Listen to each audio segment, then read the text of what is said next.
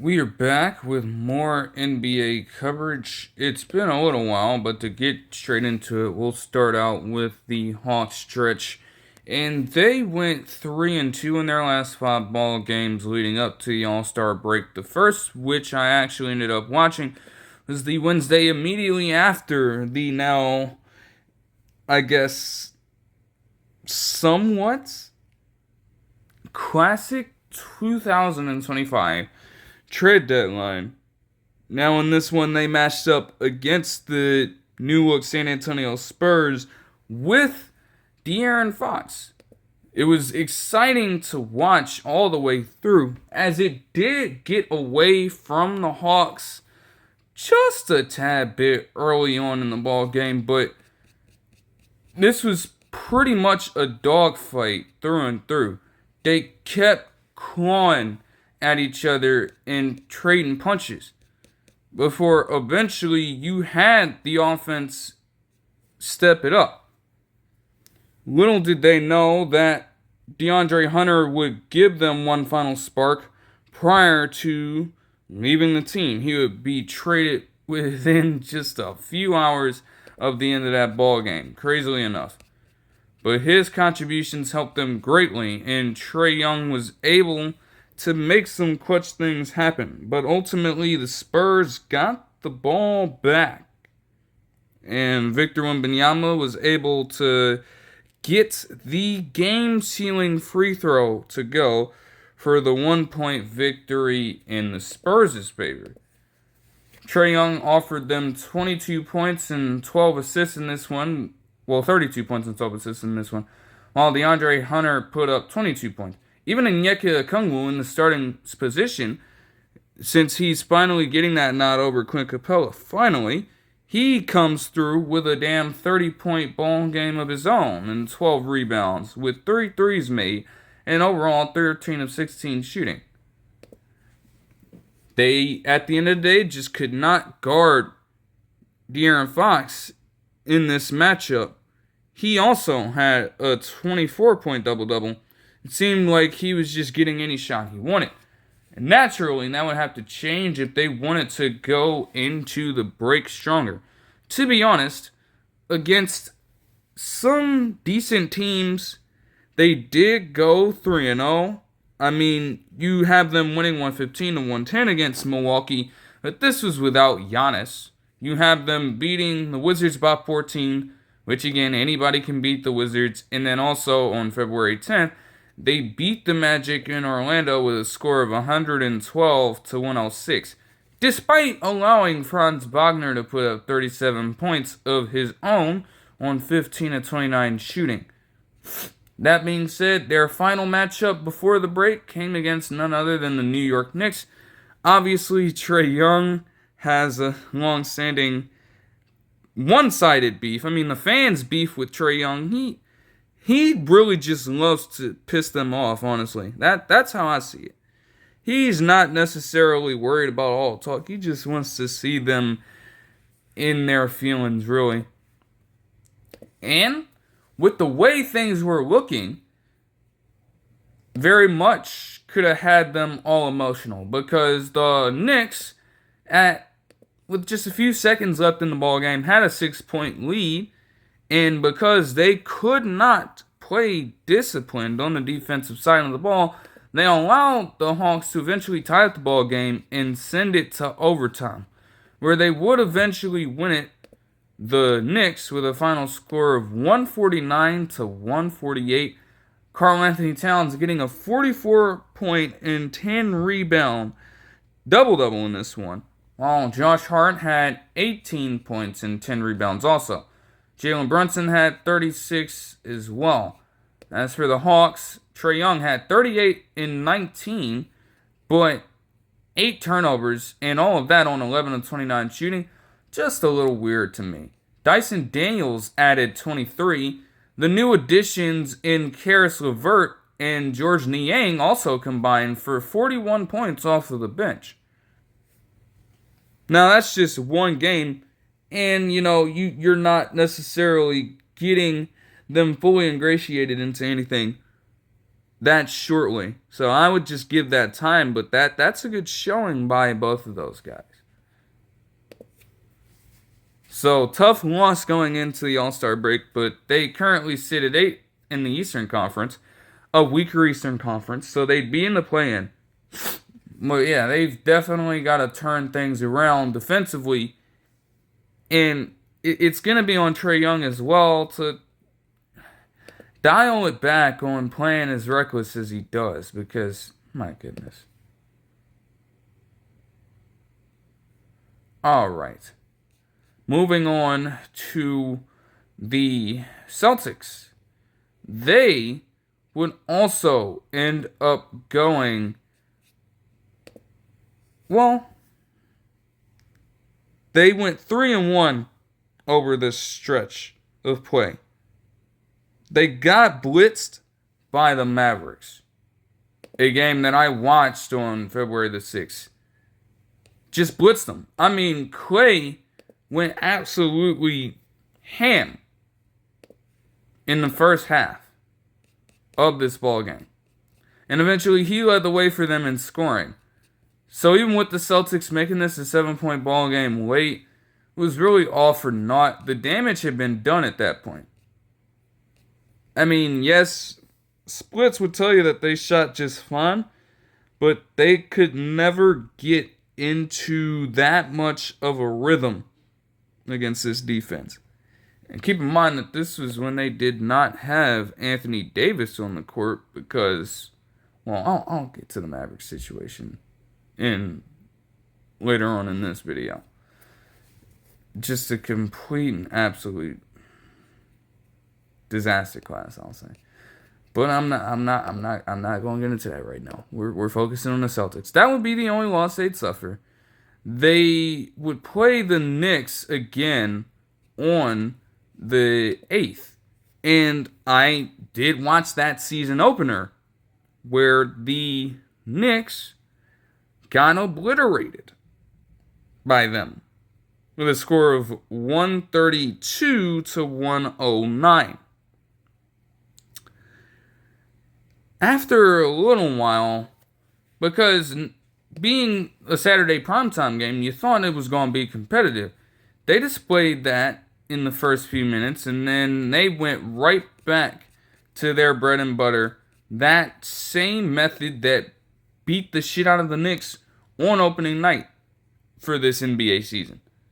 Nearly the same exact score in a way. Celtics managed to get 131 points this time. And the Knicks were held to just 104. They let them continue to spark up shots from 3. And generally speaking, the Celtics, it felt as though they couldn't miss anything. They got every single mismatch they were looking for. And a lot of these buckets were also relatively simple. Like, there wasn't any sort of effort to offer resistance or anything. They just got any look they wanted. Tatum would have 40 points in this one, while Peyton Pritchard would have 25 points off the bench. Derek White would have 17, and Luke Kornet would have 14 points while making all of his shots, which were literally just lobs and layups. He also had a double-double with 12 rebounds. You would not believe me if I told you that Jaylen Brown would have only 12 points in this ball game, and the Celtics would still win it by this much. You wouldn't believe me. But yet, here we are. After that, they would take their squad over to South Beach and just dog walk a reeling Heat squad. Then, on the 12th, they would face off against the Spurs. And watching this one, you thought that the Celtics would have it in the bag. And let's just say it got to that point by the end. Now, don't get me wrong, the young guys out there tried to give them a run for their money. And Stephon Castle was doing okay, but when it mattered the most, they couldn't do anything against the Celtics defense. They truly couldn't. I mean, everybody struggled and especially when it comes to shooting three-pointers. They only made 23.1% of theirs. So once again, you can't necessarily get out on the perimeter in time to prevent threes for this squad in the Celtics, but you also aren't able to stretch the floor efficiently yourselves. You do not do yourself any favors by having that happen. Literally. Straight like that. So the Celtics win it with a score of 116 to 103. Porzingis had 29 points in this one on 10 of 16 shooting, while Jason Tatum had 32 points, 14 rebounds, and 7 assists on total 25 shooting. Derek White also had 19 points, 9 assists, and 7 rebounds on the night. All without Jaylen Brown. That is just wild stuff. Like, they are very fine. They're currently second in the Eastern Conference with a record of 39-16. They are going to be just fine. But naturally, if they want to try to prolong another run, they're desperately going to need their three-pointers to start falling again. And they're going to have to become more consistent than they have been. Like, at a certain point, Missoula in a 16-game span was an even 8-8. So, like, to have that kind of slide going on is not optimal at all. Moving on to the Nets in their week. They would go 3-1 over this time span. Once more, they somehow managed to lose to Washington, despite Keon Johnson putting up 25 points, but obviously that's not going to do much for you. They also did string together 3 straight wins against the Heat with a score of 102-86, against the Hornets with a score of 97-89, and against the 76ers with a score of 100-96. They are not going to contend. They have finally picked a direction as well, and they also, from external news, they did buy out Ben Simmons in his contract. He would be moved elsewhere. So, it feels like after such a long time, though they're going to have to continue dishing out money to him in some capacity, they don't have to deal with him anymore. It can give a deserving roster spot to an individual who's actually going to work hard for said position, regardless of how good or bad he might be. Because after a while, it's like, okay, just offload it. There's no point of retaining him. Alright, moving on to the Hornets, who are also with this stretch not really doing themselves any favors. I mean, they went 1-4 over this stretch. They lost to the Giannis-less Bucks squad. And then, luckily, if not for this shot, coming just after the buzzer sounded off, the Spurs would have lost this game as well. Like, Miles Bridges, credit to him in this game against the Spurs. He did clutch up and hit what was going to be the game-winning 3. But De'Aaron Fox was just a touch late on his release. And that shot eventually went in. But they overturned it, and the Hornets would get the 117-116 victory. LaMelo Ball would have 24 points and 10 assists in this ball game, while Miles Bridges would have the 25 points with the aforementioned game winner. Then they proceeded to lose to the Pistons, Nets, and Magic to close out things before the All-Star break. Moving on to the Bulls, and their last week was a shitty one. They lost all 4 of theirs and 4 straight, including a massive loss against the Timberwolves, a blowout loss against the Golden State Warriors, and I'll give more context when I get to the Warriors side of this for it, but the fashion in which they lost had to be demoralizing for any Chicago fan. And then they lost the back-to-back to the Pistons to close things out. Now, granted, with them having a 22-33 record, somehow they're still in the play-in at this point. And it feels like the strength of some of these other teams could eventually come back to hurt the Bulls really bad. I mean, let's say, hypothetically speaking, the 76ers or the Raptors even do manage to turn things around. Just like that, you're going to sink and be out of a potential play-in spot. So they need to get on the fast track. Seriously. They do not have a lot of margin for error, even if some of the teams below them have been playing a little worse. That doesn't mean anything to me. It simply does not.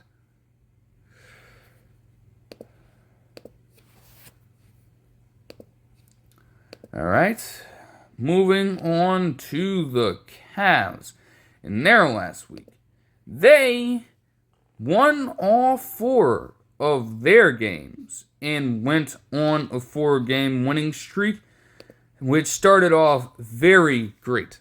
Darius Garland, who was named an All-Star for his contributions this season, and I think he very much deserved to be there, got the Cavs completely on one at the right time to head into this break strong. On February 5th, as they were facing off against the Pistons, he managed to hit a game-winning buzzer beater for 3 to give the Cavs the 118-115 victory in a game in which he had 25 points on 8 of 18 shooting. It was Evan Mobley, another first-time All-Star, who would lead the way with 30 points, 9 rebounds, and 7 assists in this ballgame on 10 of 16 shooting and 3 threes. Like, credit to the Pistons. I mean, Cade Cunningham kept it competitive, but it was no match for the clutch gene that Darius Garland tapped into. They would then proceed to beat Washington easily, with Donovan Mitchell putting up 33 points in this ball game. And it was relatively simple. I mean, you have 50, 40, 90 shooting splits as a team. Of course you're going to win that ball game. There's no doubt about it in my mind. Evan Mobley had 27 points and 7 rebounds, while Darius Garland had 23 points and 5 rebounds on 8 of 15 shooting. And they would then beat the Timberwolves by 21 points on February 10th, with Evan Mobley adding 28 points, 10 rebounds, and 6 assists in this one. Jared Allen also had 14 points and 13 rebounds. They, as I'm seeing here, they decided to start DeAndre Hunter in this ball game, and he would put up 12 points. Just had him spacing the floor, made 3 threes. Can't ask for much more than that for a debut game. Then against the Raptors, they won by 23 with a score of 131 to 108. Pretty much team basketball here. They would move DeAndre Hunter to the bench in favor of Max Strus, and he would still contribute 18 points on 6 of 12 shooting in this ball game. But when you have a situation where 7 different players on your team are putting up double digits, I think you're going to be just fine. Especially when you compare how things are going to this Raptors team.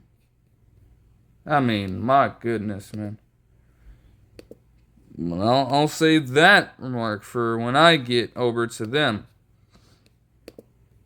Moving on to the Mavericks, and they went 4-1 over the stretch. As I mentioned, they got a surprising victory against the Celtics on February the 6th, and they had Anthony Davis officially in this one, I should say. He entered this ball game, and instantly, for his first match in the American Airlines arena, he balled the fuck out. Alright? He balled out. He finished the game with 26, 16, and 7. And all of that damage was done through 3 quarters. He also added 3 blocks. All of that on 10 of 18 shooting. The whole team was in a rhythm. Everything seemed to be going so smoothly until he went down with another injury. And from what I've been hearing over the past week plus, there are a lot of conflicting reports. They're saying that he could miss substantial time, while he himself initially claimed that it wasn't anything too serious.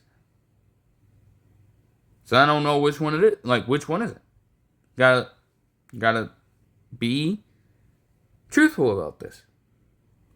But if he is actually out for a substantial time, how crushing is that? The whole point, according to whatever it is Nico Harrison wants to tell people, you're trying to win now. You're trying to state the defense wins championships, and just like that, you lose out on having the premier talent you picked up there. And that just got all of the Mavericks fans into a flux. Now, they would go on to win this game 116-105, don't get me wrong, despite Alperen Sengun putting up 30 points, first time All-Star as well, though Sabonis should be in there, but that's neither here nor there. They won the game, but just like that, you're the man you traded Luka Doncic for is now out and can't do anything for you. So naturally, there are certain fans that are going to feel a way about it. And granted, it's one thing to, like, just completely sulk over it because it is a horrible situation. But it has gotten so bad that there were reports about him hiring security to his house. There were reports about Nico Harrison getting death threats and things like that. Shit is absolutely insane. And when you tread into that territory, we're getting too far. Like, it is still a basketball game, but the point is, the move that they have already villainized you for looks even worse now. And not to mention, it would get even crazier than that. I mean, they would have a close loss against the Kings on February the 10th with a score of 129-128.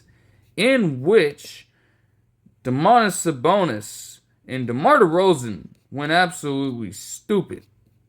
Typical double-double and near triple-double for Domantas Sabonis, while DeMar DeRozan had 42 points, single-handedly vaunting them to the 1-point win in overtime.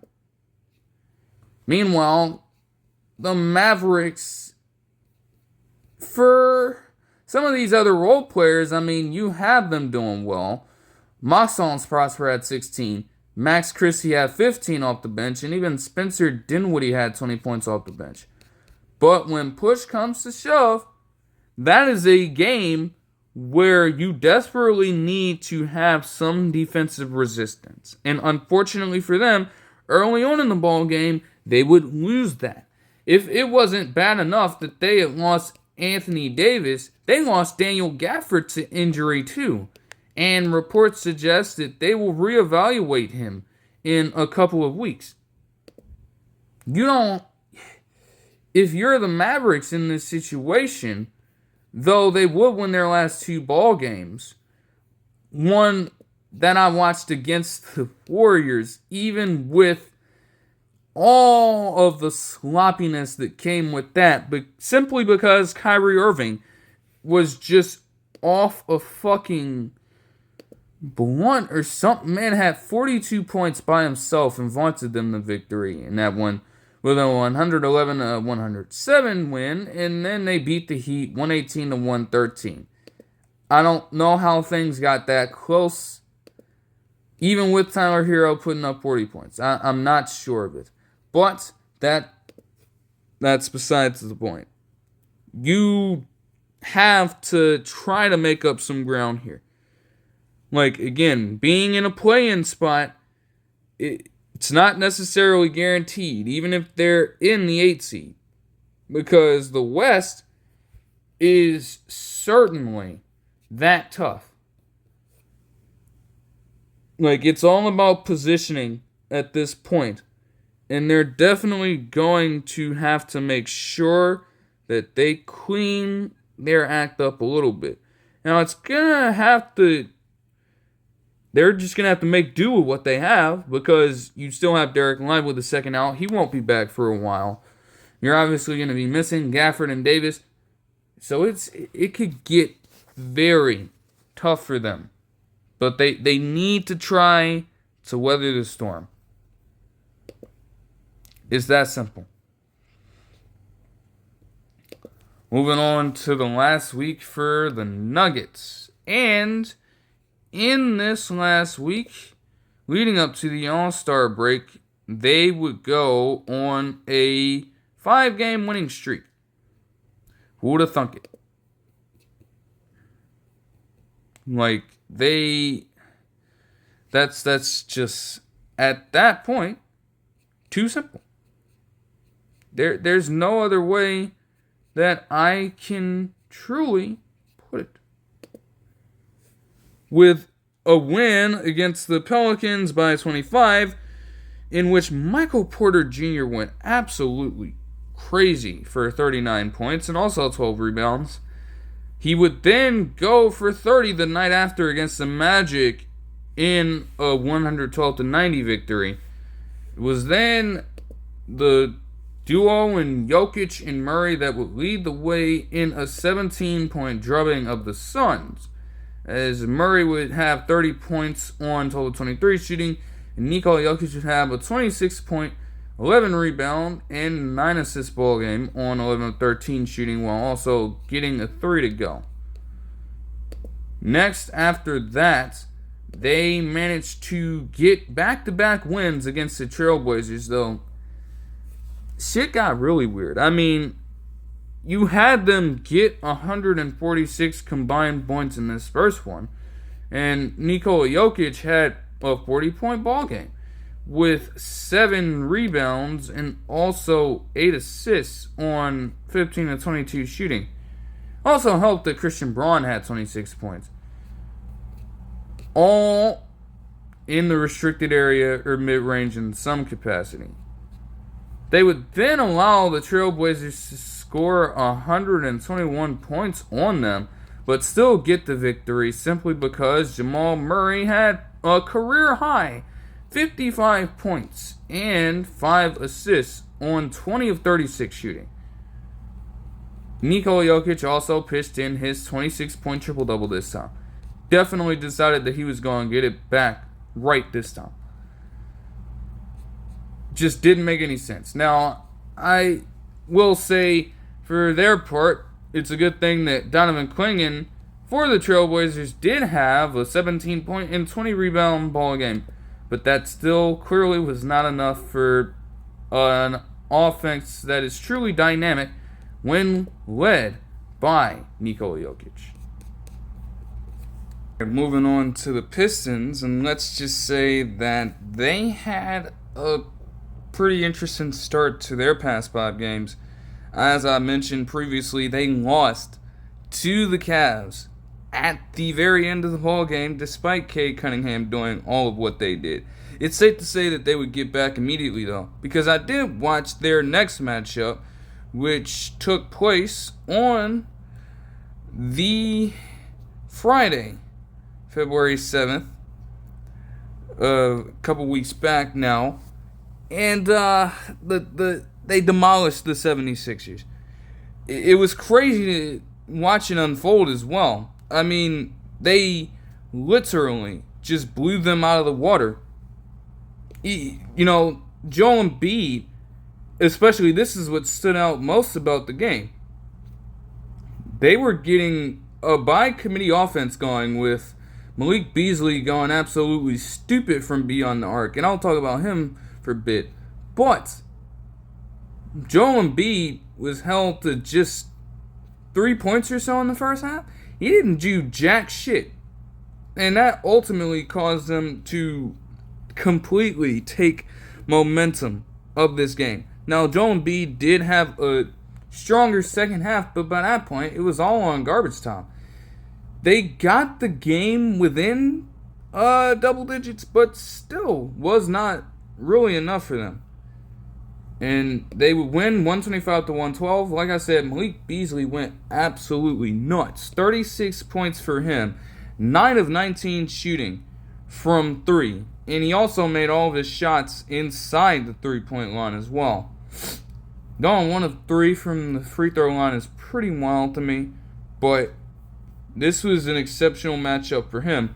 And really, the winning would continue for them. Because they would go on to win what would come to be 4 straight by knocking off the Hornets with a score of 112-102, and then getting back-to-back wins against the Bulls. Cade Cunningham would put up a triple-double with 19 points, 10 rebounds, and 12 assists in this game versus the Hornets. And then in the back-to-back against Chicago in Chicago, ain't that some shit too? They would get a win by 40 on the first night, in which they held the Bulls to just 29 points in the first fucking half. So that defense, they got it going a little bit against Philly, and they really just kept it completely turned up since then. The Bulls have their worst field goal percentage as a team in quite a while also only shooting 21.3% from beyond the arc. In pretty much every stat line you can think of outside of turnovers, the Pistons just completely obliterated them. I mean, you're holding probably one of their better remaining players in Kobe White to just 5 points on 2 of 13 shooting. Definitely panned out for them. The Bulls would show a little bit of improvement, I guess, decreasing the margin of defeat to just 18 this time around. But Cade Cunningham was a star for them in this one, putting up 29, with Jalen Duren also adding 16 points and 14 rebounds. So they definitely finished off strong leading into the All-Star break. Next, moving on to the last few games for the Warriors, and oh boy, just literal chaos. It's just chaos. They would split their last 6 ball games.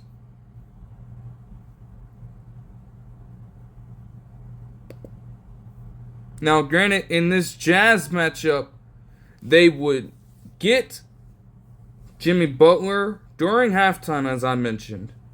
But again, ultimately, they lost that one late. Now, granted, Curry was pretty inefficient in this one, but either way, you had a double-digit lead, and you just blow that, which is absolutely mind-boggling. Then you have another matchup against the Warriors. Now, Luka Doncic did not play in this one against them, but you had the usual suspects for the Lakers still in there. And, of course, the biggest threat was still LeBron, which the Warriors had absolutely no way of stopping. Like, even with them making it close at the end of the ball game, they could not get anything going in the first few minutes of the game, it seemed like. And then LeBron just completely dominated them. Everybody was getting the work from him. Like, this man put up 42 points and 17 rebounds by himself. It's actually pretty solid to see that Jared Vanderbilt had 5 points and 14 rebounds off the bench in 21 minutes of play. And even with Austin Reeves, he had 23 points, getting to the line 16 times and making 15 free throws. Nobody else needed to do anything at that point. So once more, you have another defeat in which the Warriors are shooting themselves in the foot. I mean, again, Curry with 37 points, shit got close, but still, in those more important points of time, you couldn't play defense when it mattered. You got reckless with the basketball, and you just were not accounting for LeBron. Even if he was off one, damn. You're going to let every single person just fold against him. And then transition defense was just terrible as well. Most of that being aided by the facilitating of both Austin Reeves and LeBron, of course, but a 35-9 advantage in that aspect. Goodness gracious.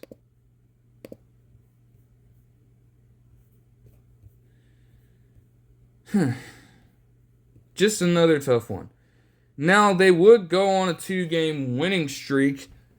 This win against Chicago represented Jimmy Butler's debut, and he played a solid game overall, but from a team's perspective, oh my goodness, it was looking terrible in the first portion of this ball game. I kid you not. After a little while, the Warriors got down by as much as 24 points, if I'm not mistaken.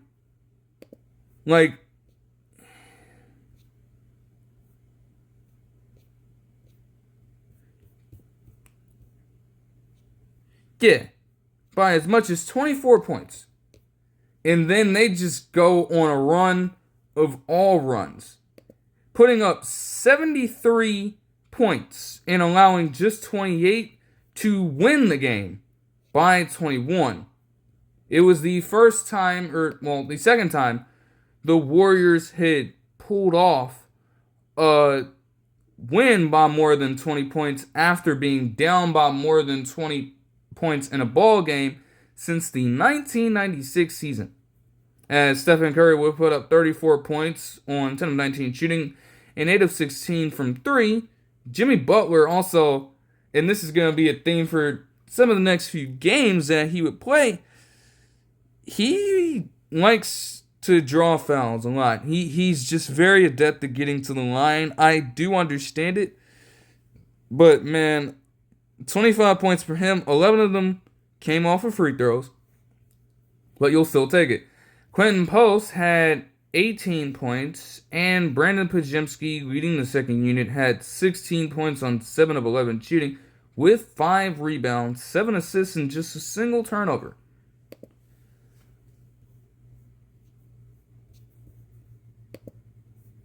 They rode that momentum and would beat the Bucks, yes. They did not have Giannis in this one, but that's still fine. Because Stephen Curry and Damian Lillard were just now going to be in a duel this time, as they would both put up 38 points.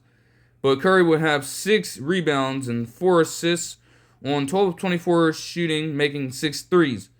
Jimmy Butler, meanwhile, horrible shooting from the field, but he did get to the line 15 times, making 12 free throws and getting himself 20 points as well. There were reasonable contributions elsewhere, and the Warriors were able to beat the Bucks by 14. That being said, I did mention that the Mavericks just got Kyrie Irving to go on a heater for them, and that's literally the only reason why they lost this game.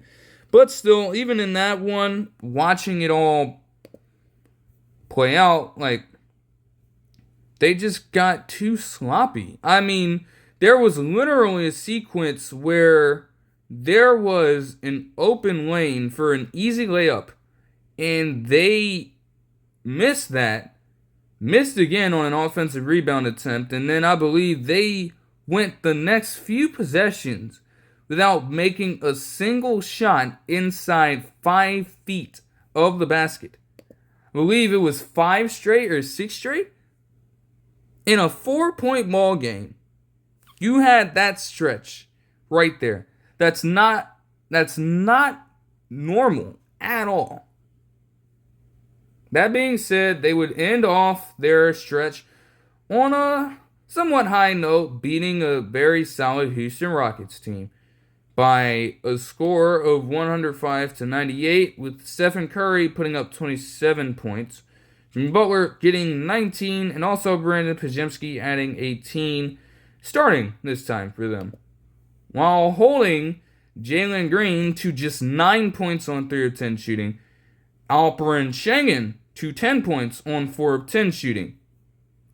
And also, Amen Thompson did not have the greatest of nights as well. You know, again, a lucky-ass night for guys like Aaron Holiday, Jock Landale, and Nate Williams.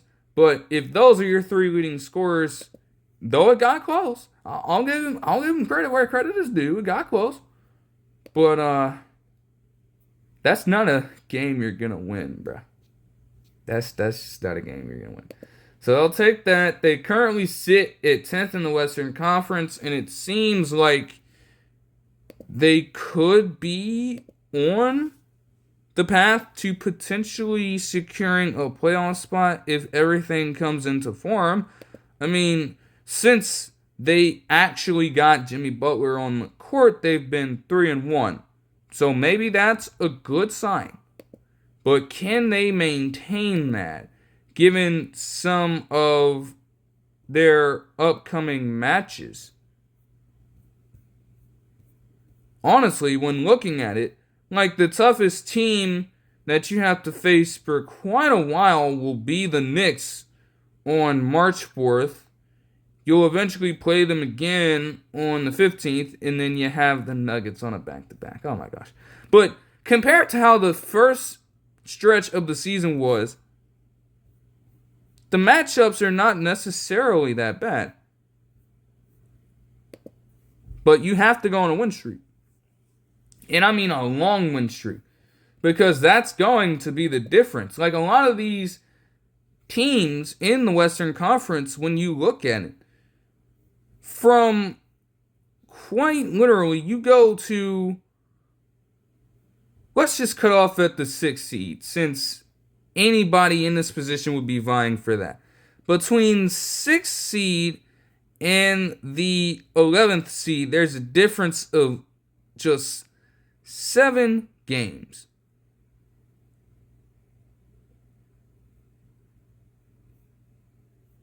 Well, 5 games, rather.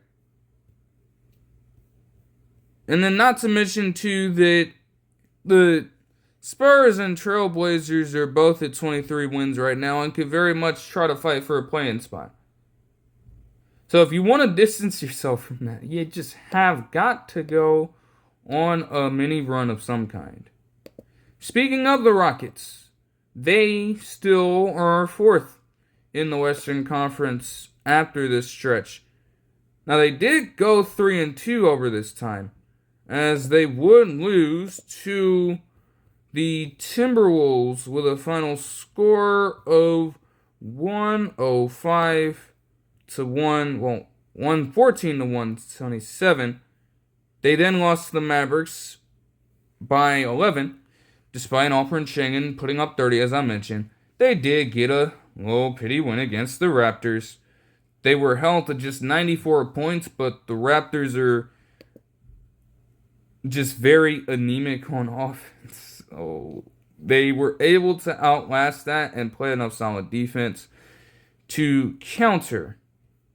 The Suns would be beaten by the Rockets with a final score of 119 to 111, as Tari Eason would lead the show for them, putting up 25 points on 11 of 16 shooting. You would also have Alperen Sengun put up 17 points and 13 rebounds. with Amen Thompson also putting up a triple-double with 18 points, 10 rebounds, and 11 assists on 7 of 13 shooting. Like, that's literally... You could say that right now, and I guess coming into the draft, this is an issue. Amen Thompson is definitely going to have to learn how to shoot the basketball. But for that to be the only glaring weakness in his game right now, I mean, literally, like you'll live. He's doing pretty much everything else for them right now, and giving you consistent production in comparison to Jabari Smith Jr. So again, I have to pose this question again. They should realistically be trying to start Amen Thompson, right?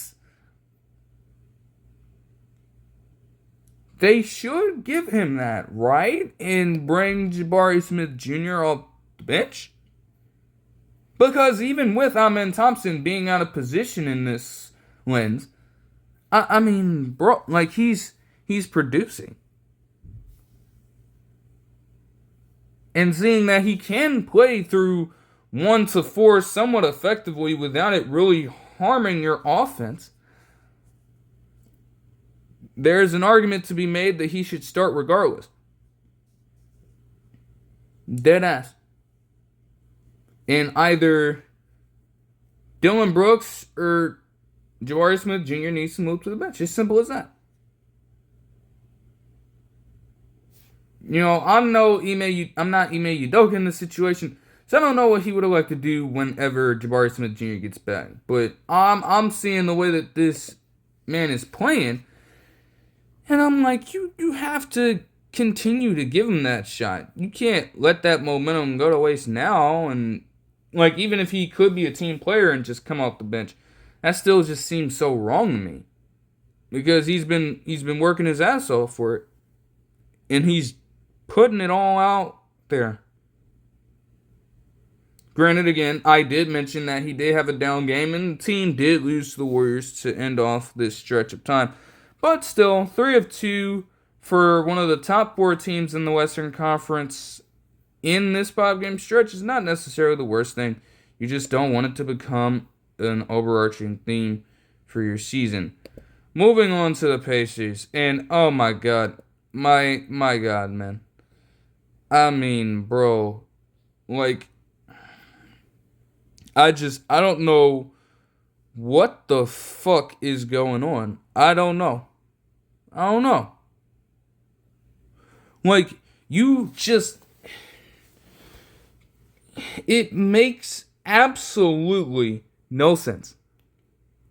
Like, they, for quite a long time, after their slow start this season, they managed to, like, really turn it on defensively. They did. And they were definitely reaping the rewards of that. For most of the season leading up to, I guess I'll say, January 23rd, when they faced the Spurs. Because quite literally, out of the last 3 games in that month, they allowed over 130 points. So that's 2 out of 3 to end off January. And then it has literally just continued leading up into the All-Star break. As I covered in some of the last video, they've just gotten into, like, complete shootouts with almost everybody that they faced.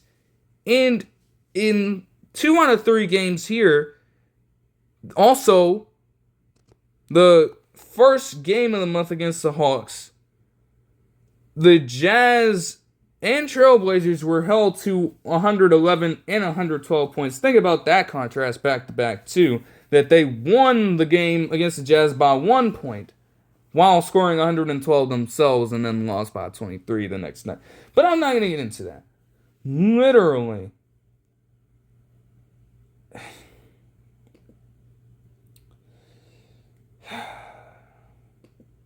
Every single game this month, they have allowed over 110 points. And in pretty much 5 of these games, I'm going to include the game against the Clippers, they're just 1 point off. They've allowed at least 120 in 5 of them. I don't know what to make of that. That is crazy work. 5 of these 7 ball games, all around 120 points allowed in some capacity. You have to make it make sense. They got the win against the Clippers to open up this particular stretch, as they would win with a score of 119 to 112. And Pascal Siakam and Bennedict Mathurin led the way in this one, as Mathurin would have 25 points, while Pascal Siakam would have 33 points and 11 boards. They did lose Miles Turner for the game, and I believe that he is dealing with injury, so they're going to have to check up on him again. But after that, shit really hit the fan. I mean, this game against the Lakers, I did end up watching. Oh my goodness. They were hoping, ESPN, they were hoping that Luka Doncic was going to be playing in this particular ball game. It didn't happen. He would play later, and I'll get to that when I handle the Lakers. But the Pacers still got dog walked. Not by the person they were truly expecting, though. LeBron also decided to sit his ass out and tend to soreness in the knees or whatever. But the story of this ball game was Austin Reeves. He went ballistic on this Pacers defense that was supposedly turning things up after their rough stretch. He, by himself, had 45 points on 14 of 26 shooting to go along with 7 rebounds and 7 assists. Also 3 steals on that end. It didn't help the Pacers that Rui Hachimura also added 24 points, and that overall the Lakers had relatively good efficiency from the field. They were also able to control the glass, and they just dominated in the paint completely, giving the Lakers the full-on advantage, despite the Pacers trying to get an optimal score here with garbage time points. It didn't come to matter. You know, like Halliburton would have 19 points and 9 assists. Pascal Siakam would have 23 points, but that still wasn't enough. If you mean to tell me that y'all could not come together and stop that man when it was time. They didn't even have their 2 best players out there. And you allowed them to put up 124 points. Then this game against the Knicks 3 days later would see the Pacers get dog walked again. Now, they tried to make things competitive per usual with this team over the past couple of years or so, as the Pacers have risen, and the Knicks have also been on their own ascent with the litany of talent that they've acquired. There is no way that you allow doing monster triple doubles by their core players. They got behind early, allowing a 41-point second quarter to the Knicks.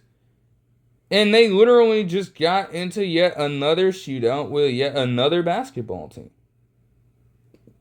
Like, when you're going up against teams with star power like that, you can't always try to outscore people. Because there is the reality in certain cases that they have more talented teams that are going to exploit that and want to dominate you in scoring. Literally. It didn't help that Aaron Nesmith went ghost and did absolutely nothing. I mean, even with 5 players in double digits here, and Pascal Siakam leading the way again with 24 points, even getting an 18-point ball game out of Thomas Bryant, it wasn't enough because you allow Josh Hart and Karl-Anthony Towns to have 30-point, 10-rebound, double-double ball games, and also 5 assist ball games. As Karl-Anthony Towns, they couldn't stop him. He was like a freight train coming through the paint. And he was able to muscle his way into multiple buckets while also drawing enough penalties to try to keep the Pacers defense on their toes. He would have 40 points, 12 rebounds, and 5 assists in this ballgame. And Josh Hart, with his prowess inside the three-point line, as I believe that he still remains the most, if not, I guess, one of the top 5 most accurate two-point shooters in the league. And definitely the most accurate amongst guards. With 11 of 13 makes inside the three-point line. And scoring 30 points. Also adding 10 rebounds and 5 assists.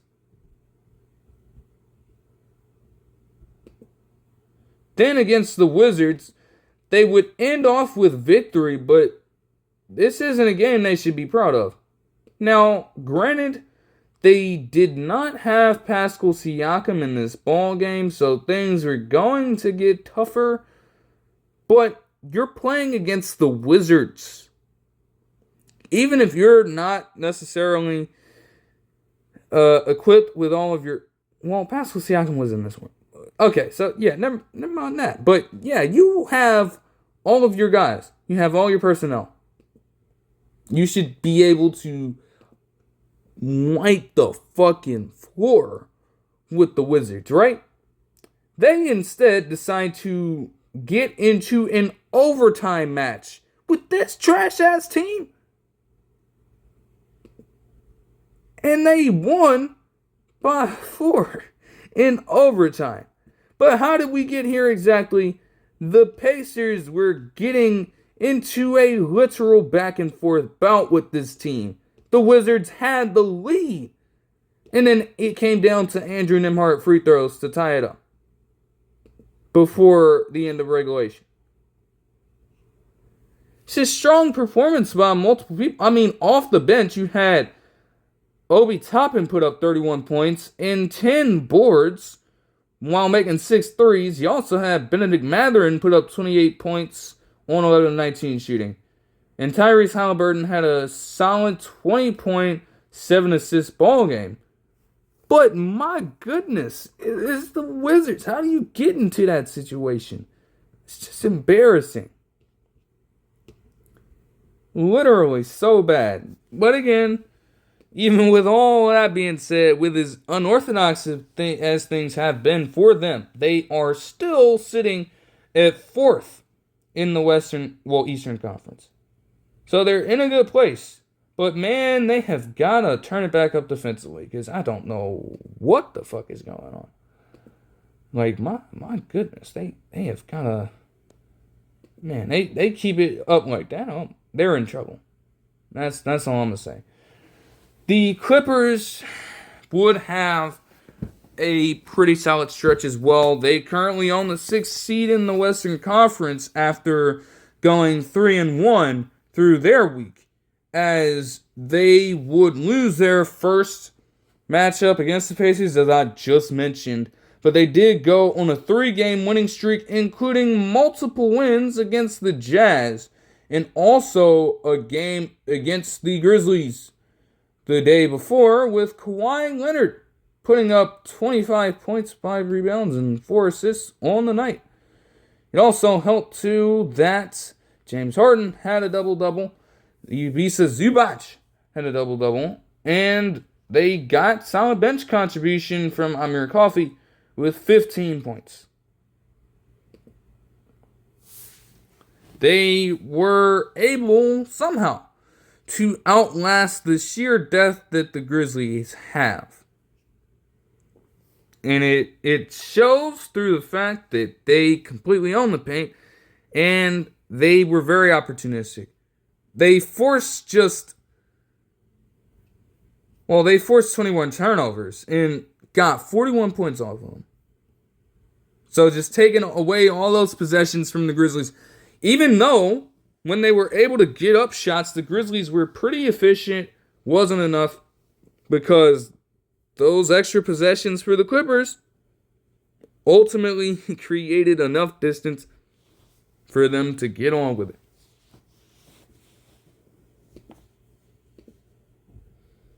As for the Lakers, they would get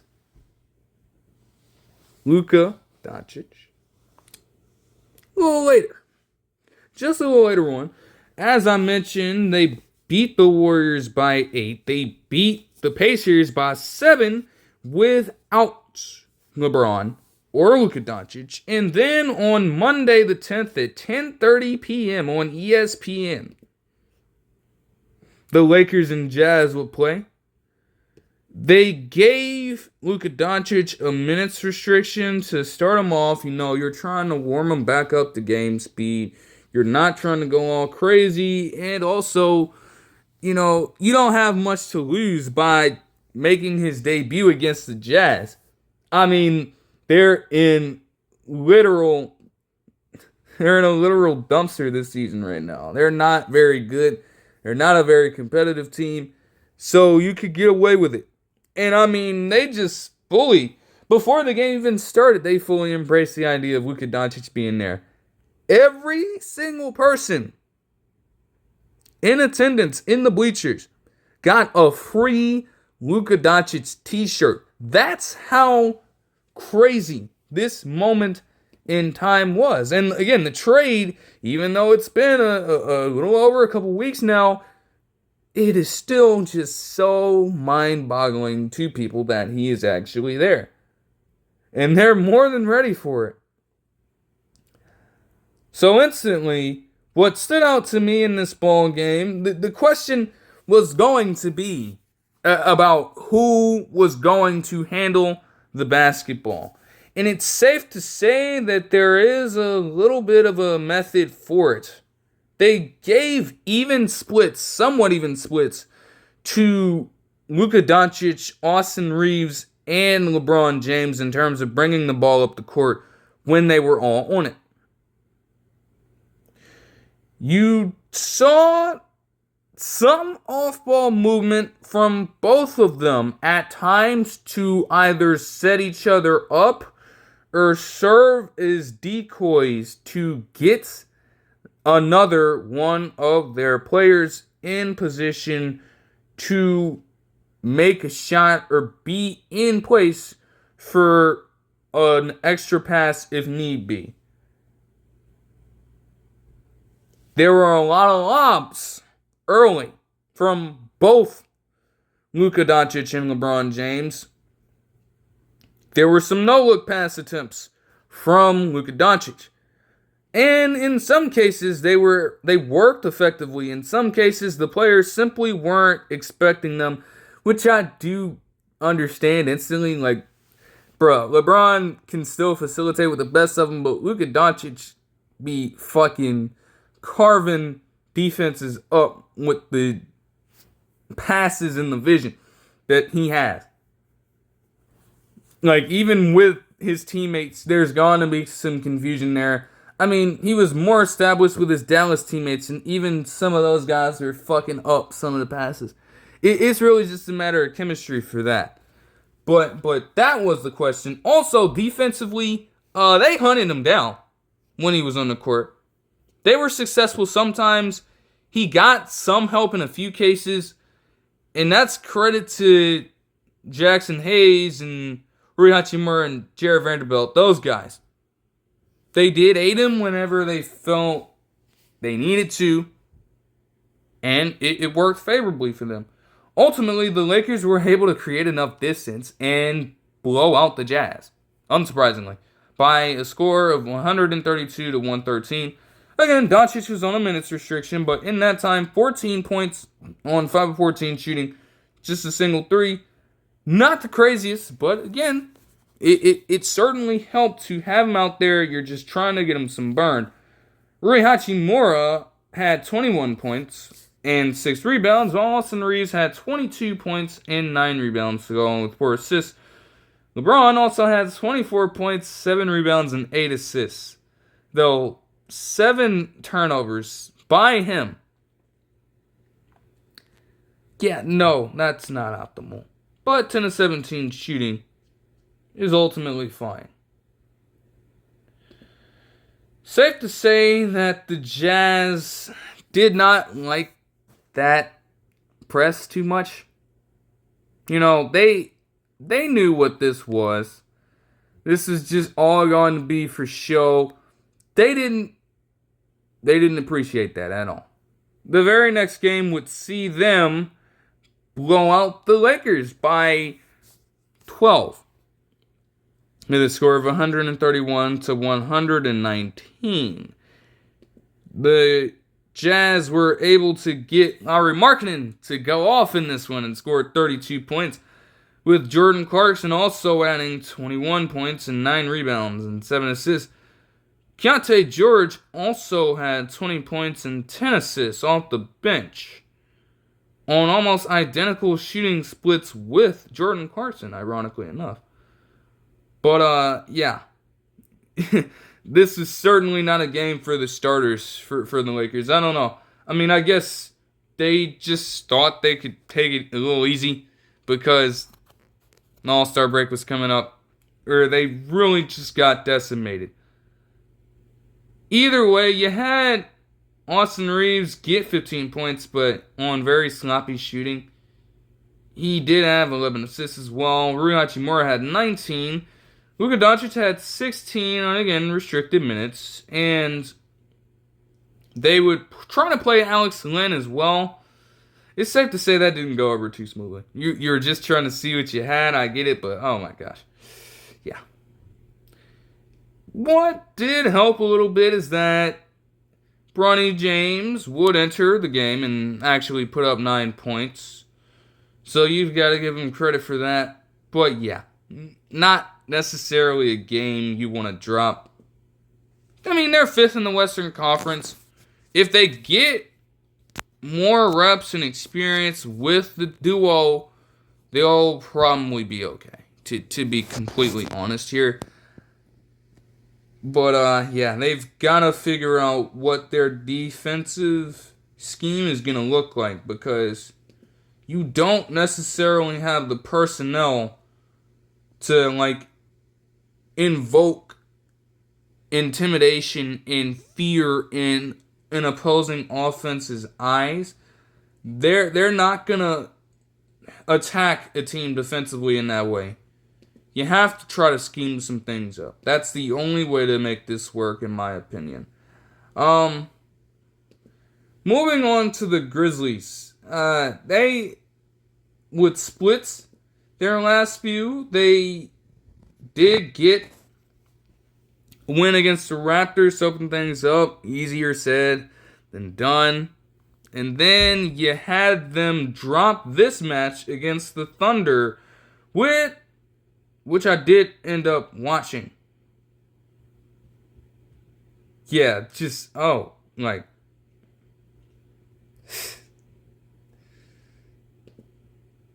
yeah, they're Thunder were just too much for them to handle, I suppose. I mean, when you have Shea putting up 32 points and 8 assists, you then also get 14 points from Alex Caruso Not necessarily known as a scorer, but if he's doing that for you on 50% shooting, you'll certainly take that as an offense. You had Jalen Williams put up 25 points, and then you also had Aaron Wiggins starting and putting up 26 points and 11 rebounds on the night. Shea didn't shoot all the best, but you have those role players doing work for you like that to back you up. And not to mention that they did not really get too much help from their bench in this one. You can see why they ended up losing this game. I mean, Ja Morant did not have the best outing either. 6 of 19 shooting for 16 points, 7 assists, and 5 rebounds on the night is not optimal either. They couldn't shoot accurately from the free throw line despite having 28 makes compared to Thunder and their 17. That should tell you something. Like, that's pretty crazy.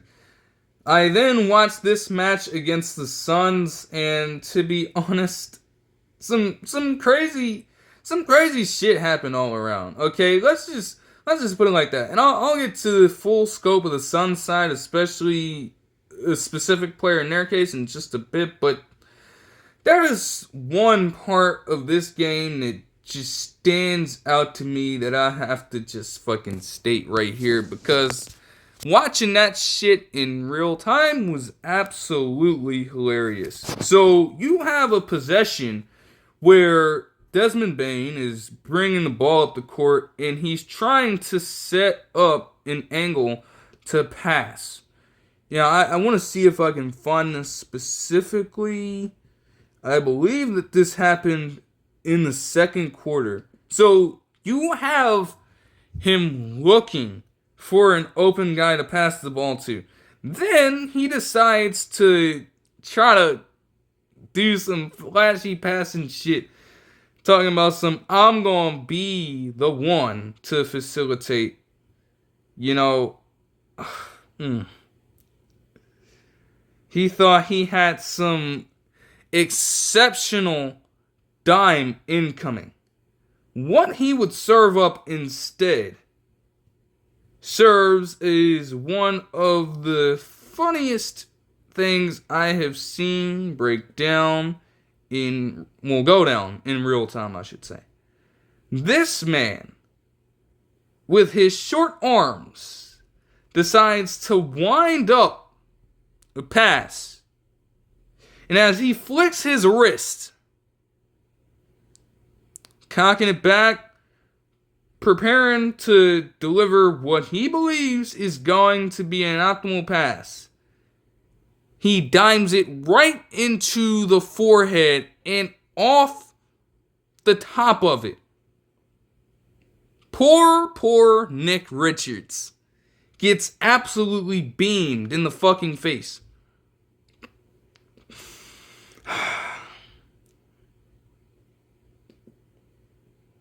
Beamed in the face with the basketball. But it gets worse from there. Honestly, at that very moment right there, it should have just been a turnover, because you don't deserve to get the ball back after that, right? Wrong. Desmond Bane would actually get the ball back. And then he would eventually find what he was looking for. An open man. Right?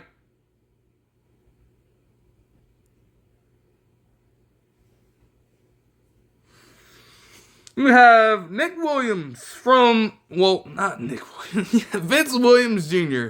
standing in the left corner as all of this is breaking down. He's open. So Bane gives him the ball. He thinks he's got the shot, and so he chucks it up. It's going up, and off the side of the fucking backboard it goes. In just a single period of time, you pretty much injure a player on the spot. Nick Richards had to get taken out of the game for a second because that man was concussed. And then you proceed to get another chance. A wide open chance. And this nigga hits it off the side of the backboard. Like, even with all that craziness unfolding, the Grizzlies would still take control and win this ball game with a score of 119 to 112. Desmond Bane would have 20 points and 8 rebounds to go along with 4 assists in this one on 6 of 13 shooting. Ja had a better game on this particular night with 26 points, 7 rebounds, and 6 assists. Santi Aldama and Brandon Clark had 14-point ball games off of the bench, albeit in different fashions. Brandon Clark is more of a traditional power forward, and Santi Aldama is more adept at spacing the floor. So, do what you will with that. And then they lost to the Clippers by 14, as I mentioned. But yeah, quite the week still. They're second in the Western Conference. They're still on the rise as a young basketball team. I keep getting all these notifications about Johnny Davis this and Johnny Davis that because he's in the system. But yeah, he is not. Do not expect that man to be on the basketball court anytime soon for them. Don't expect it. They don't need him. They don't need him. They're good. They are so fine. Literally. Like that man is just gonna get taken back into the G League, bro. That's it. That's it. Like there's no way around it, bro. Alright, moving on to the Heat, they would go winless on their 4 tries. Now, again, I did outline this horrible ass loss to the Nets, man. Like, there's just no shot that you lose that game. You thought it got bad with that, though. They would then lose to the Celtics with a final score of 103 to 85. As in this particular game, I believe that the 33.7% clip that the Heat shot as a whole was their worst mark since 2014? Yeah, not great. Not great. Davion Mitchell, I don't even know why they're starting him. I guess you're in search of a somewhat true point guard, and even then, it's still not working. Like 4 points, 4 assists, and 3 rebounds in 23 minutes of play, all on 2 of 8 shooting. Like, Terry Rozier didn't do much better off the bench. I mean, you're trying to take a flyer on him because of the fact that Davion Mitchell is younger than Terry Rozier currently is. But, I don't know. They still just haven't... It's not as quick of a fix as they thought it was going to be. Let's just put it like that. It's going to take time. Andrew Wiggins also played in this game and did not do so hot. 11 points on 12 shots. Just a rough one for them.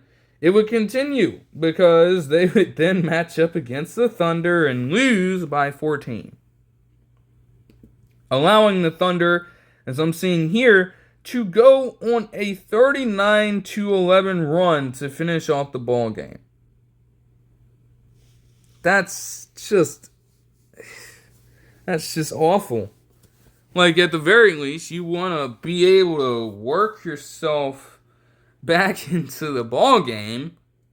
You'd be lucky, in essence, to get a win like this against a team as good as the Thunder have been pretty much all season to this point, even with a few of the rough patches that they've had. And you mean to tell me that you had a 90-76 lead and lose it in this fashion? Bam Adebayo would have 27 points and 15 rebounds, but what was it all for? Andrew Wiggins still struggled in this one. Davion Mitchell had a markedly improved ball game. But, man, it's still Still, this game against the Mavericks, as I mentioned, you have Tyler Hero going crazy, and then you still lose by 5 to the Mavericks, allowing all of these seemingly random players to just do exceptional work for them.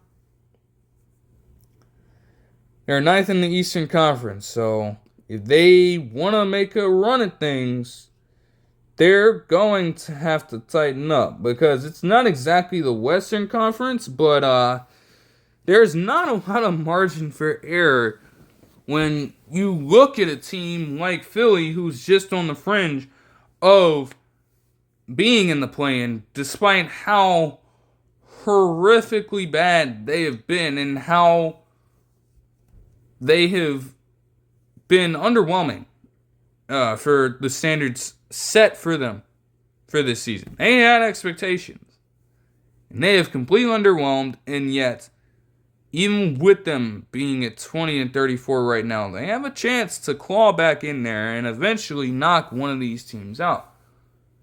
You don't want that. They gotta tighten up now.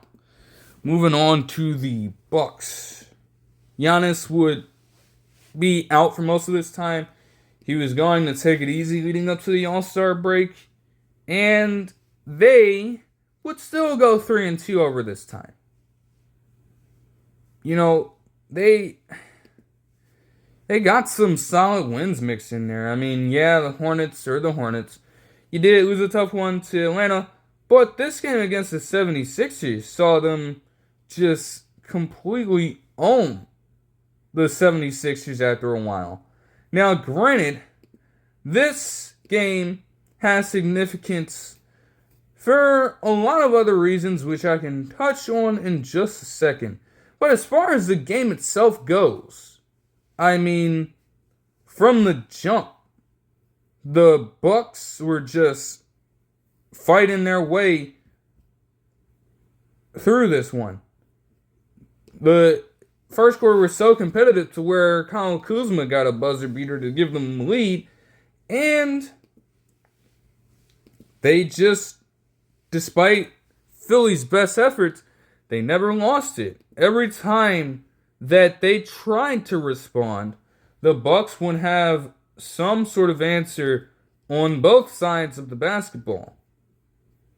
You know, the 76ers would ultimately try to get it within single digits, but it still wasn't enough, as they would lose 135-127 against Milwaukee.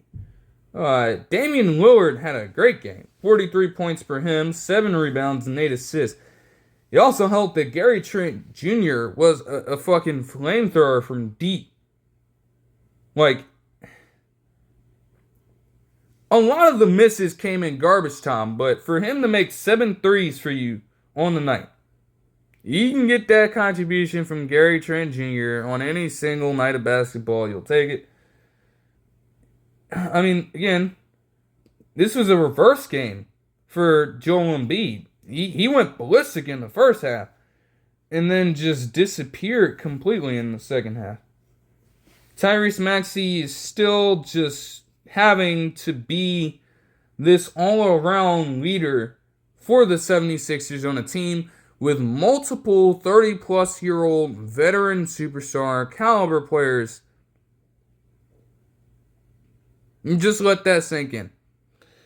But again, the importance of this game right here comes down to the fact that it was Hubie Brown's last game as an NBA broadcaster, as he would officially go into retirement after that.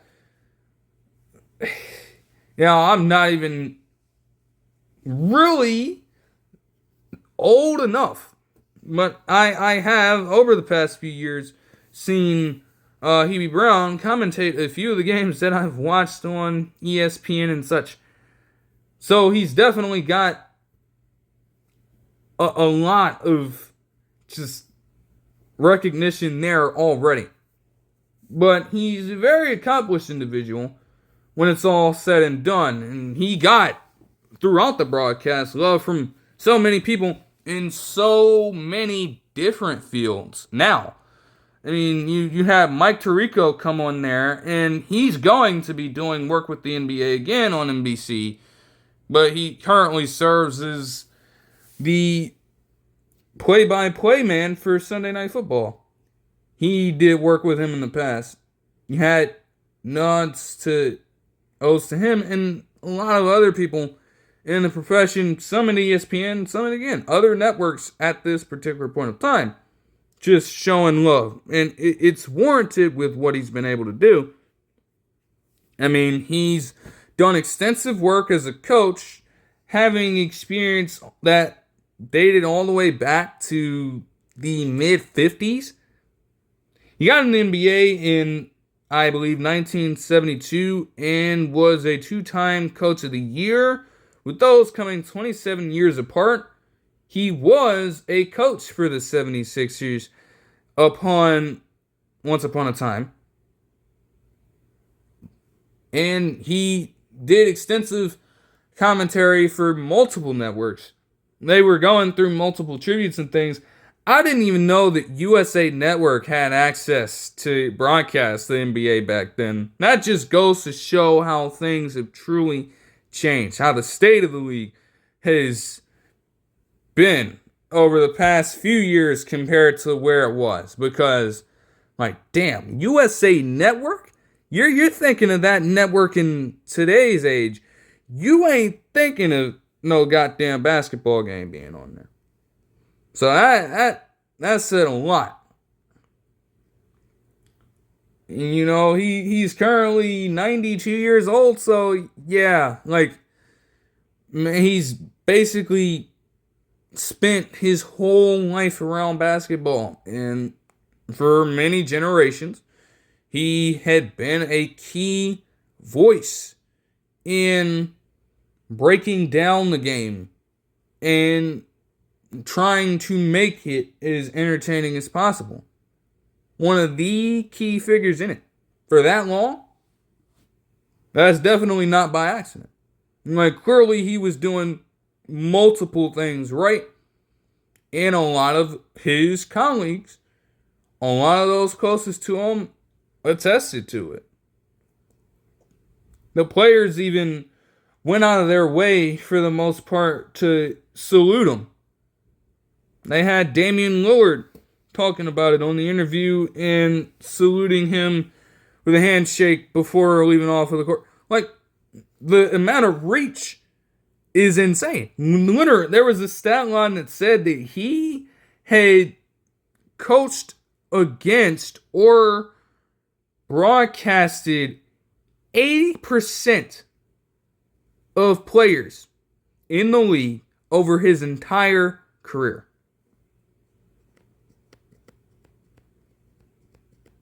So it's a very well-esteemed career. You wish him the best in the future. And yeah, proper send-off. I would suppose that he would have liked to see his former team win, though. Which they did not, unfortunately. But to get back into the Bucks here, they would lose the game to the Warriors, as I mentioned, and they did get a win against the Timberwolves by 2 without Giannis yet again. As Kyle Kuzma would actually lead the way with 19 points and 13 boards. Gary Trent Jr. also had another microwave night off the bench with 21 points. They even had Kevin Porter Jr. come off the bench, step up in there and get 11 points for the fuck of it.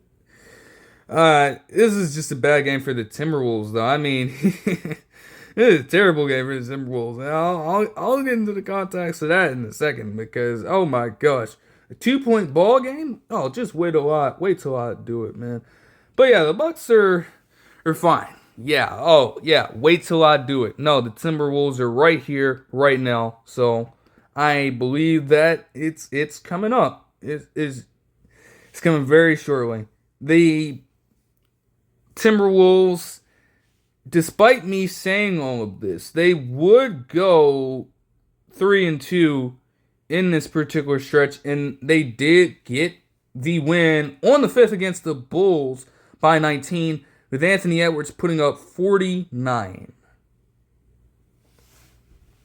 And really, his efficiency in prolific play over the past few games made up the early portion of this. I mean, to go into this week with the Rockets game, they would win by 13 with a score of 127 to 114, and then they got another win against the Trailblazers before dropping back-to-back losses against the Cavs and then the Bucks. But with that being said, 3 of 4 in the last 2 of those particular ball games. Well, yeah, 3 of these 5 ball games would see Anthony Edwards put up more than 40 points. Now, he got 41 in the win against Houston, got 44 in the 21-point defeat against Cleveland, so that certainly hurt his case a little bit. He was the only one doing anything worth mentioning. I mean, for Robert Dillingham off the bench to be your next leading scorer with just 13 points, and even then, he shot just 5 of 14 from the field, so that wasn't even enough at all.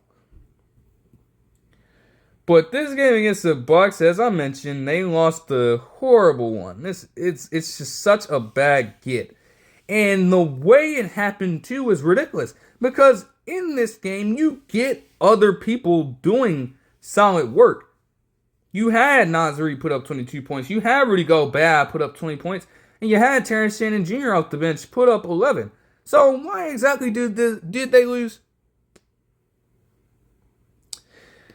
You had Anthony Edwards get 28 points on 10 of 33 shooting from the field. And he missed what would have been the game winner. 23 missed shots in a 2-point ball game. Like, that's on Anthony Edwards. Yes, he is a dynamic player, one of the best the league has to offer today. But he lost them that ball game. There's no other way to put it. Literally. They would bounce back collectively, but this time it wasn't necessarily Anthony Edwards leading the way. I did watch this match against the Thunder, and they would come out with the 116 to 101 victory. They just killed them from the 3-point line. That's still, I guess, the struggle for the Thunder right now in terms of not being able to space consistently enough, though it hasn't hurt them all the time. But it got them here. And Naz Reid would be the one with 27 points, 14 rebounds, and 7 assists, spur them the victory on 11 of 18 shooting. Anthony Edwards did have 23, but it also helped that Jay McDaniels had 21. Nickeil Alexander-Walker had 14, and also Terrence Shannon Jr. had another night in him with 13 points. Also securing a buzzer beater at half to give them a lead as well. Or extend their lead. So a solid week. They sit at 7th in the Western Conference. They're very much in position to leap if everything goes according to plan. Keep in mind, everything may not go according to plan. Alright. Moving on to the Pels. They're still bad. They are now the worst team in the Western Conference. They did manage somehow, some way to get a win. They went 1-3 in this stretch, including multiple losses to the Kings before beating the Kings in their last ball game with a score of 140 to 133. This game went to overtime as well. Somehow, some way. And I'll talk about the Kings side of it when I get to them, because the fashion in which you lose that is absolutely embarrassing to me. But it does help for the Pelicans side that CJ McCollum had 43 points, and when you look at it, he carried them. I mean, you had some solid production from other guys. Carlo Matkovic. Yeah, Carlo Matkovic had 13 points. Jeremiah Robinson Earl had 16. Jordan Huggins had 16. Trey Murphy III had 18, and Jose Alvarado had 18 and 11 assists. But it was really CJ McCollum setting the tone from the scoring standpoint. Is that still enough to save them? It's not. It's not. They are so far gone. Literally. Like, there's just... Oh my gosh. Alright, we're going to move on to the next. Yeah. They had a week, as I mentioned. They were able to go 2-1 in this stretch. They did lose against the Celtics in horrific fashion, as I mentioned. They did get the win against the Pacers with Karl Anthony Towns going stupid, as I mentioned, and Karl Anthony Towns would keep it consistent. He had back-to-back 40-point ball games. But like I stated when I talked about this particular game against the Hawks, the fact that this game went to overtime and you had a 6-point lead, there's just a few seconds left and you get into this spot. It's not a good thing. But again, winning by just a single point and scoring under 49, they got back-to-back double doubles for both Josh Hart and Karl Anthony Towns that helped spur them to victory in this one. And also helped that Jalen Brunson got clutch late. They sit at third in the Eastern Conference, and they could still afford to do way better than they have, because their defense, especially if you're barely winning a basketball game in which you score 149 points, their defense has certainly fallen off of a cliff. They're still just awaiting the seemingly inevitable Mitchell Robinson return.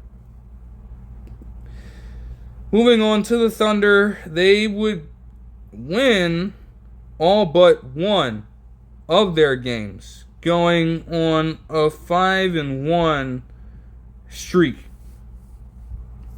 They beat the Suns on the 5th in a game that I did watch. They would also beat the Raptors, as I mentioned. Well, they beat the Raptors in a blowout victory. They would beat the Grizzlies, as I mentioned. They beat the shit out of the Pelicans, allowing just 101 points. And they would blow out the Heat by 14, as I mentioned, also allowing 101 points, before being held to 101 points themselves, as I just mentioned. But they are still well atop the Western Conference with a 44-10 record. It took them up until the All-Star break, the very beginning of the All-Star break, basically, to tally double-digit losses. They've just been dominant this season. Moving on to the Magic, and for them, they currently sit at 7th in the Western Conference. They went 3-2 in this stretch. They secured a win against Sacramento with a score of 130 to 111 in this one. They just barely got Zach LaVine in this game, I believe. They got him on limited minutes, so he wasn't really able to do all that much. Chemistry wasn't there. That seemed to luck the Magic into being able to do some things. And Franz Wagner also getting 31 points certainly helps their cause. Paolo Banchero also had 23 points on 9 of 15 shooting. Then they would take on the Nuggets and get obliterated because it's the Nuggets, right? They would get a 1-point victory against the new look Spurs, which Franz Wagner had 33 points and 12 assists. They would then lose by 6 to the Hawks, despite Franz Wagner putting up 37. They closed out with a 16-point victory against the Hornets because, of course, as Paolo Banchero had 24 points and 6 assists. The 76ers are up next here, and yeah, what can I say? They went winless over this stretch, losing all 5 of their matches leading up to the All-Star break. It's the same story every time. Things are just so bad there. Like, yes, they're 11th in the Eastern Conference, and yes, I'm saying that other teams should definitely be careful about dropping games themselves, but, like, are the 76ers actually going to take advantage of it if teams do start dropping games? Because, like, goddamn, like, you have Tyrese Maxey in the first 3 of these ball games putting on an absolute masterclass with a couple of the games in the Pistons and the Bucks that I watched, as I mentioned before. Then they have this matchup against the Raptors. They lost to the Raptors, man, with a score of 106 to 103. This team had been struggling to figure shit out all season long, and you lose to them?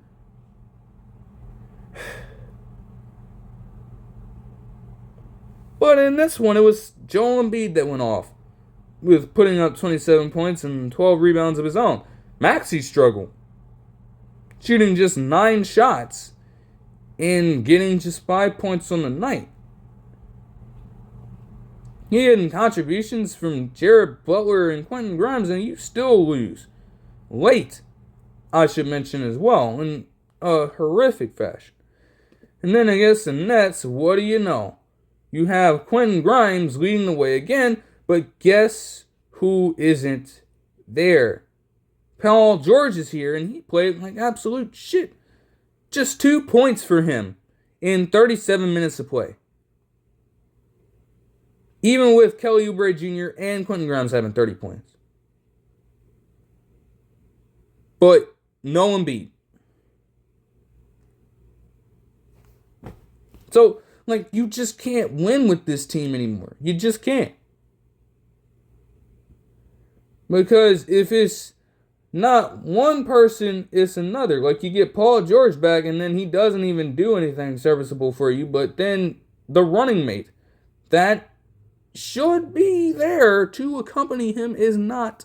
And you continue to sink ball game after ball game with this inconsistency of not just production, but also just overall health. Like, my goodness.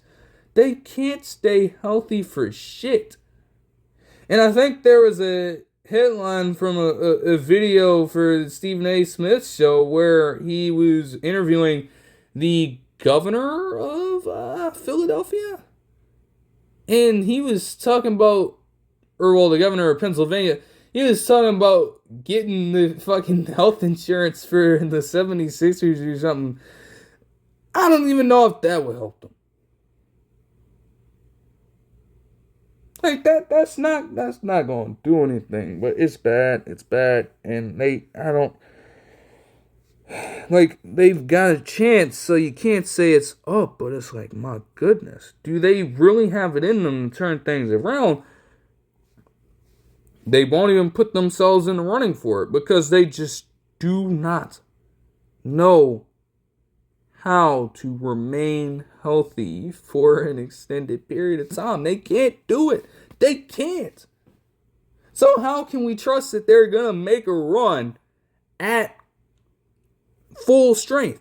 They have not been at full strength all season. And even when it looks that way, all 3 of them at one particular time are not performing as well as they should be, given the fact that Paul George is getting 4 years and $212 million out of you. Joel Embiid has a 3-year, $193 million contract extension. You expect those guys to rise up and play well when they're on the court. And also be even more available than they have been. And they haven't done that for you. Moving on to the Suns. They went 1-4 over the stretch as they did get their lone victory against the Utah Jazz. But they lost to the Thunder by 31. They lost to the Nuggets by 17. And then they lost back-to-back single-digit ball games against the Grizzlies and the Rockets on back-to-back nights. The saving grace of this entire stretch, even if it sits them at 11th in the Western Conference, is the fact that in the Grizzlies match, after putting up 34 points, Kevin Durant did become the 8th player in NBA history to reach 30,000 career points. Definitely a great accomplishment for him. But it would be very great if others could step up and help. And a lot of that energy for him on offense can also be exhausted on defense. They get that to happen. Maybe some things go the Suns' way. But are they going to be willing to do that? I don't know. We'll see about it, I guess. Moving on to the Trailblazers next. They went 1-3 over the stretch, opening up with a victory against the Kings. For some reason, I don't even know what to say. I don't know what to say about it. In this 108-102 victory, they just outpaced them in three-pointers made. They were able to dominate them in the paint to an extent, and they really just rode Anthony Simons and Shaden Sharp in this one, as they scored 30 and 24 points respectively. After that, they would drop their next three against the Timberwolves, as I mentioned, and in back-to-back matches against the Nuggets, as I mentioned. But naturally, they shouldn't be able to stack up against those teams at all, so that's to be expected. I can't really say too much there, but they fucking suck. The Kings, man, I don't know. They still have stuff to figure out, obviously, with trying to incorporate Zach LaVine in the offense. Now, I have not seen a nationally televised ball game with the Kings over this period of time. So, the jury is honestly, to me, still out on how well everything works together for them. But I kid you not, the way some of these losses have gone are just embarrassing. I mean, they did open up their stretch with back-to-back losses against the Magic and the Blazers.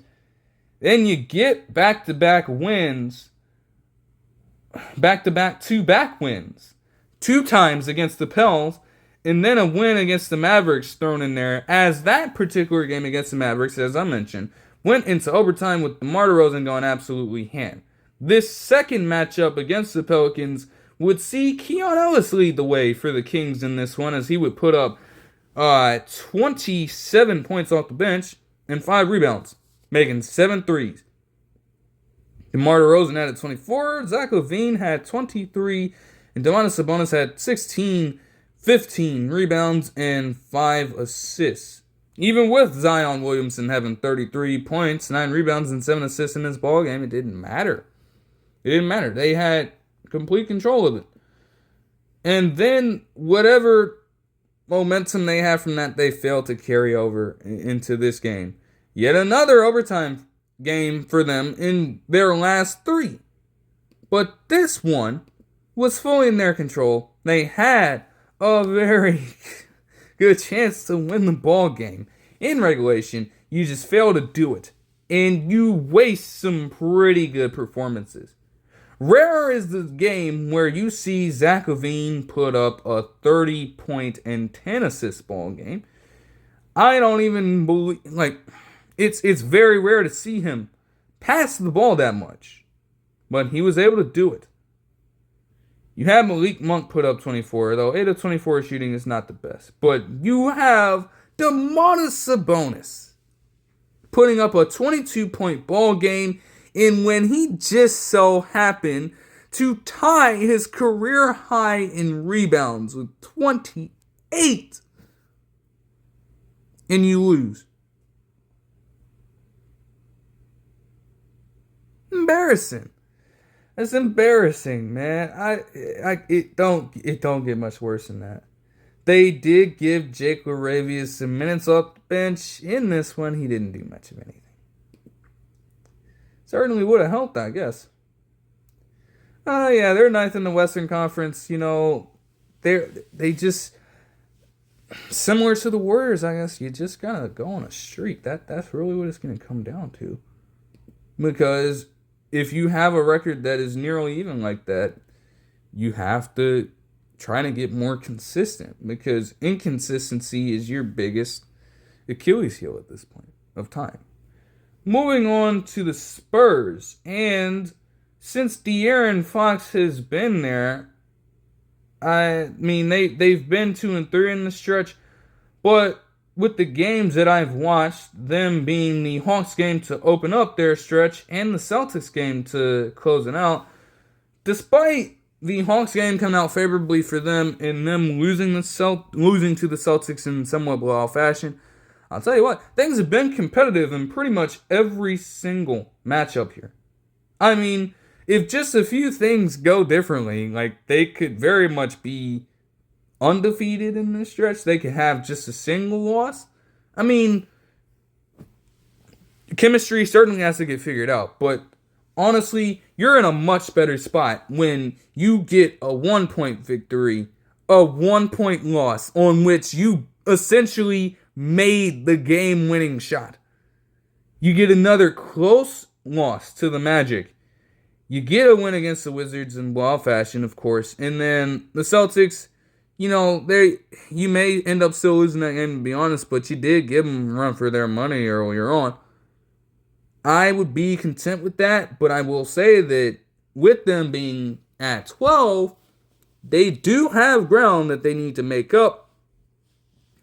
So some of these games are going to have to become close victories. If you're going to get that competitive, you can't continue to make the same mistakes, same minor mistakes that cost you in the end. You have to tighten up on that front. Moving on to the Raptors. They, over this stretch, went 1-4. Only winning that lucky-ass match against the 76ers, while losing to the Grizz, Thunder, Rockets, and Cavs, as I mentioned, to close things out for them. Moving on to the Jazz, they are also just, oh my gosh, they're so bad, they are so fucking bad, oh my gosh.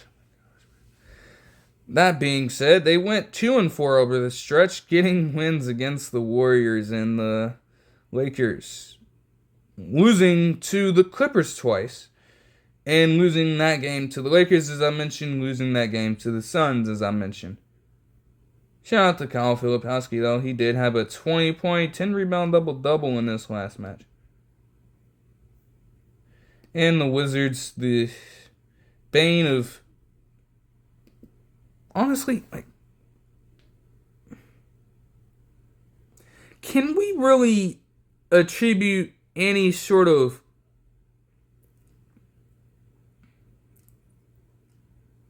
I can't even say bane of anybody's particular existence. I mean, they're not formidable like a Bane character. You feel me? I can't even say that. They're just not. They don't have it. They're not good. They're embracing the rebuild at least, but they're so fucking bad. I mean, anything that you could possibly say about this team, you can still come up with new shit on a consistent basis because they're so horrible. Literally, they find ways to create new lowlights on a consistent basis. And then their personnel is also just very underwhelming. I mean, they somehow got a win. The Nets are pretty bad as well, but they did win that ball game. They would lose their next 4 straight. And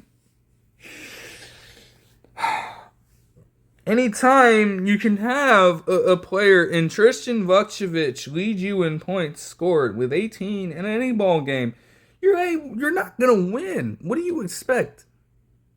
Honestly. So if you're a Wizards fan, honestly, if you haven't already stopped investing your time and energy and effort into this team, stop. Now is the perfect time. What is the point? You know where this leads. You know exactly where this leads.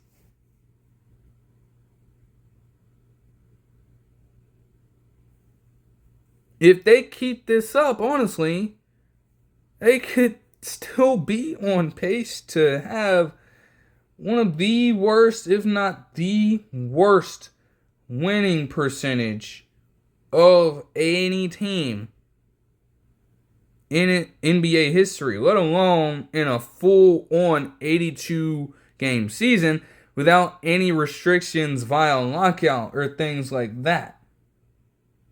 Like, when you start treading into 2012 Bobcats territory, oh, yeah. Just, nah. It's stinky. But that'll do it for this one. I hope you guys enjoyed the video, and I'll see you guys in the next one. Peace.